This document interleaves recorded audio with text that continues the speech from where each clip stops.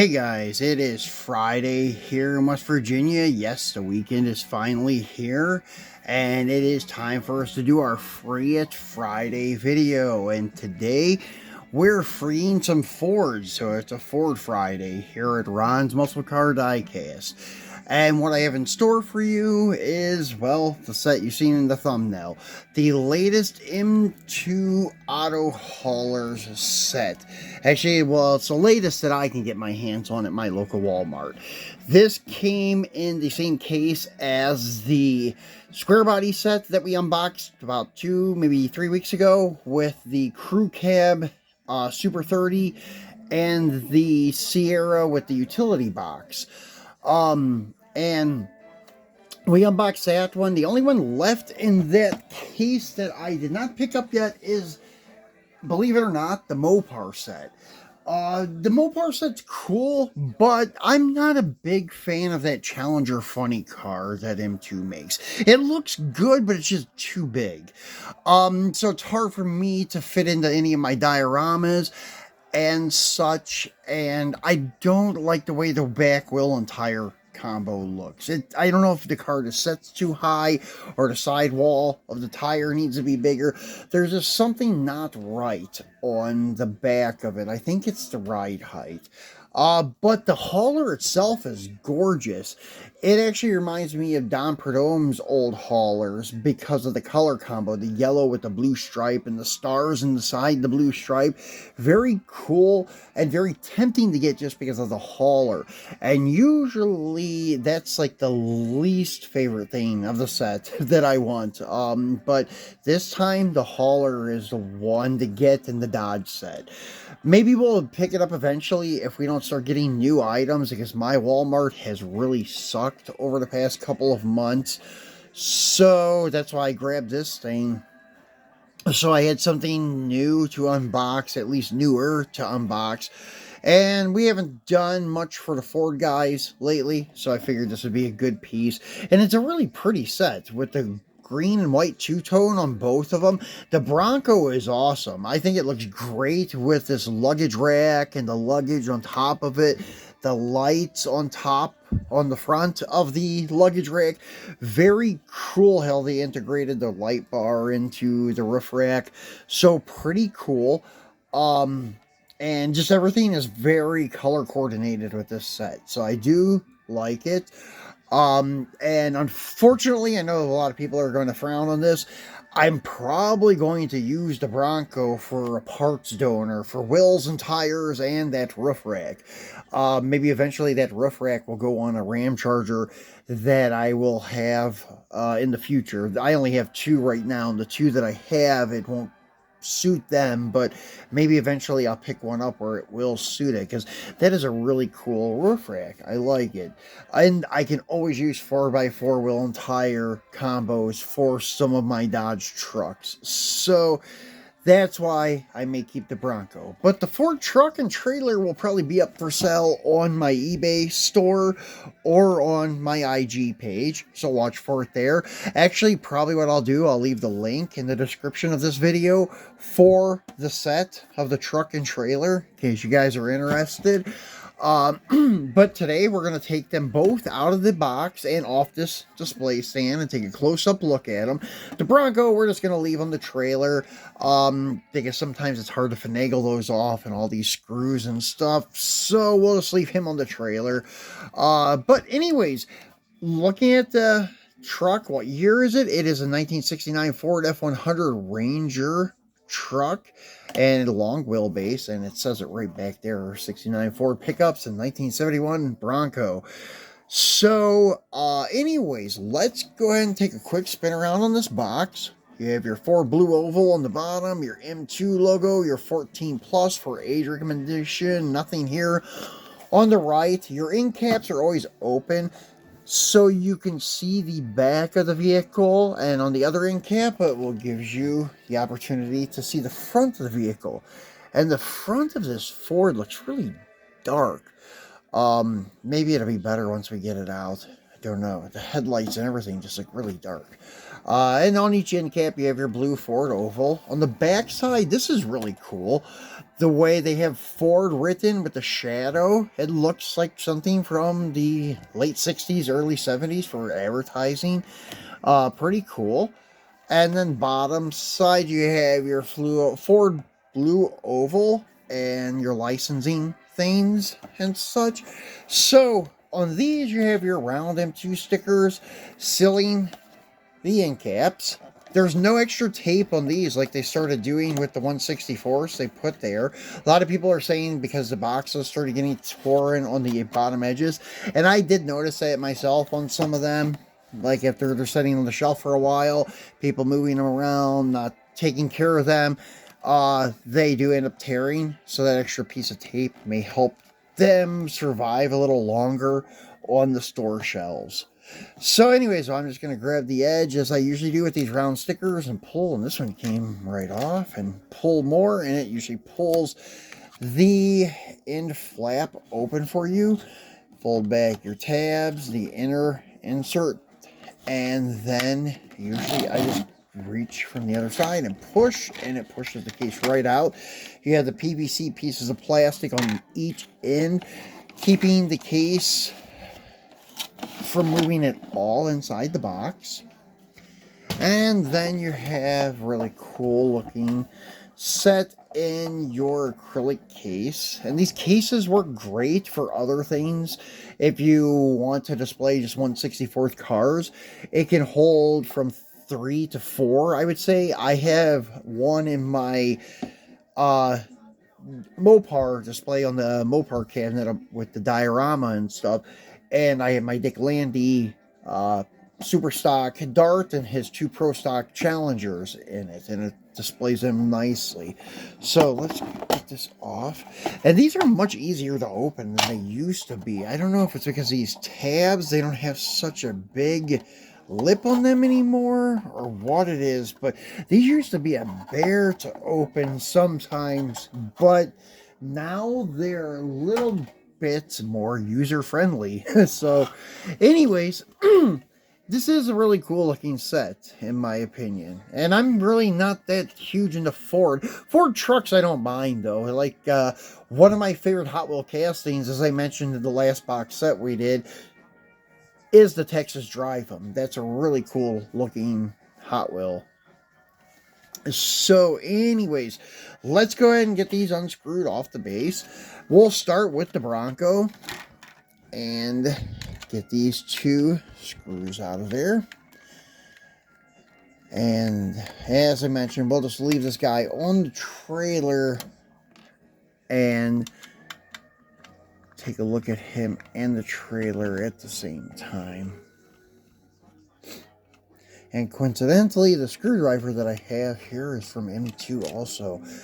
That's usually what I use to unscrew all of my mini Phillips head screws, is the M2 screws. So their trailers are not bad. They're really heavy duty. The box here is plastic, but everything else is metal. The only thing is they're a little bit too big for 1/64th. The floor is a little bit too wide and a little bit too long. And the jack is just ridiculously big. That's more like 1/43rd or 1/32nd scale trailer jack. And they did not make the fenders proper.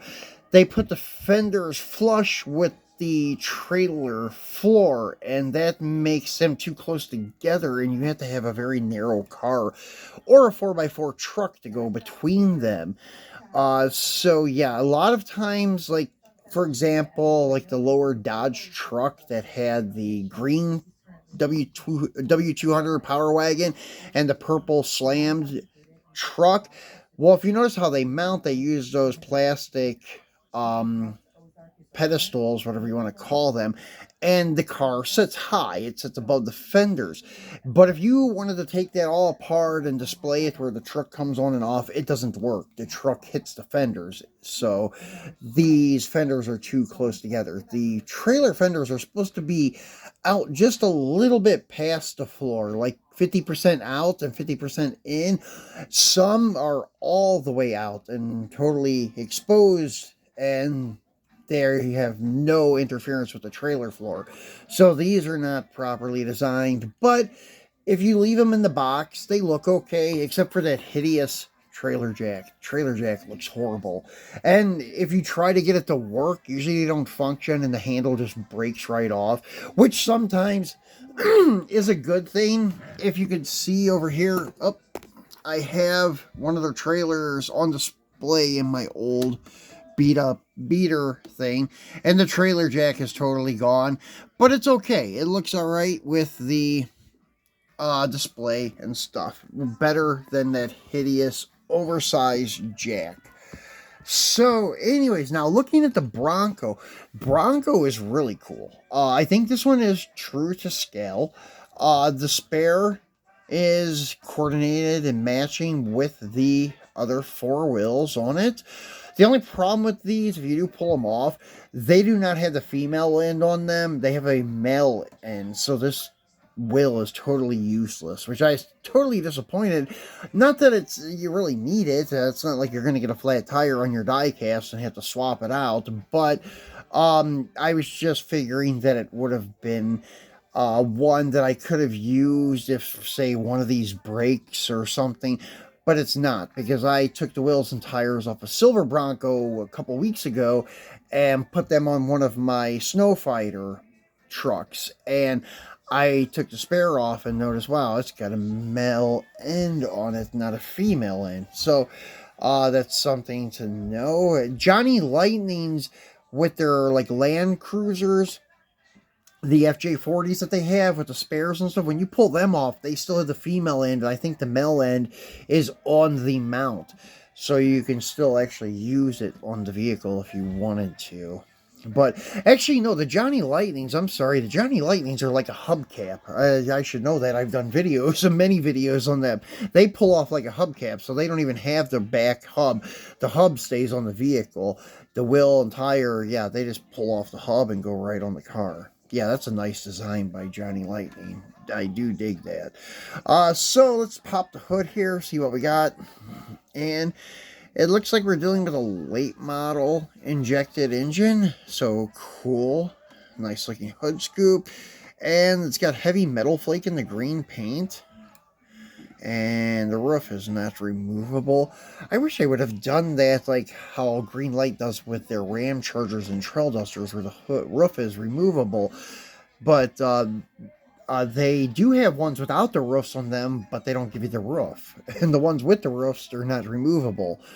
So, anyways, oh, there we go. Close. So it does have a small brush guard on the front of it. And 1971 vanity plate. And as I said, that roof rack is really cool with the luggage. And now, moving on to our Ford F100. And let's go ahead and get him off of the base too. And take a closer look at him. It's been a while since I've had one of these trucks. I've had a couple of their 4x4 ones, but the 4x4 ones, I don't know why. I didn't appeal that much to me. There was one that I had, and I think it was green also, and it looked pretty good.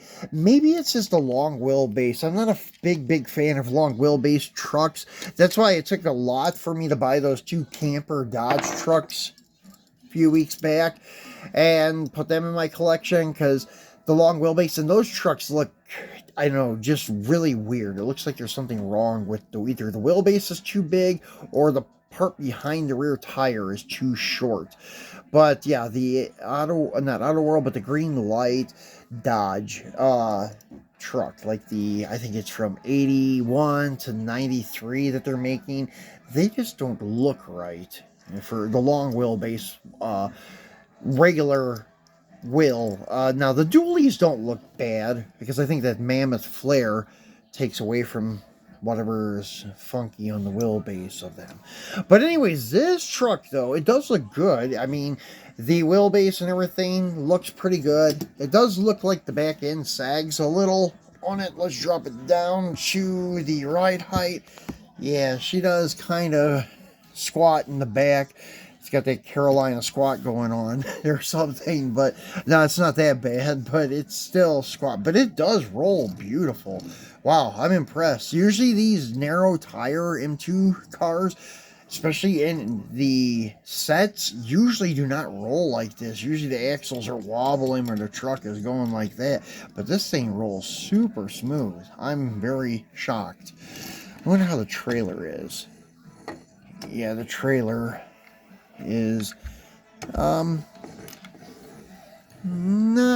too bad either. It wobbles a little, but not much. So hats off to him too. The quality control on this set was pretty nice. And what's under the hood of this? And this still looks like a original like 302 or something that would have been in it probably. And the hood on this doesn't stay open too well. Now let's check out the front. I guess that's just because they painted black behind the headlights. It's not white or silver. That's what's making everything look so dark. But once you get it out, it looks pretty good. And it's got the bumperettes on the front bumper. And a nice hitch. And the side bars on the back. Nice looking old truck, actually. So whoever gets this one will be happy with it. It rolls very nice. Very, very nice, actually. So that's it for our Free It Friday, guys. It went a little longer than I thought it would, but I just wanted to go over the set and let you get a close-up look at everything. We'll be back again on Monday for our Mopar Monday. I don't think I'll be back over the weekend unless something happens to pop up. I did order a bunch of loose stuff from somebody on Facebook. Mark Vickers, some of you may know his channel and his Facebook group with the diorama. He has an awesome layout that like takes up his entire basement, and every now and then he'll change his layout, and the cars on his layout he'll get rid of, and he has boxes and boxes of those jammer cases basically with cars full, and occasionally he'll get rid of some, and I usually watch for that. So I bought a bunch of stuff off of him, some stuff to keep and some stuff to resell. So once those get here, we'll take a look at them. They may be here Saturday, so we'll maybe do an unboxing on that. I don't know, but if not, I'll see you guys Monday, and enjoy your weekend. Thanks for watching.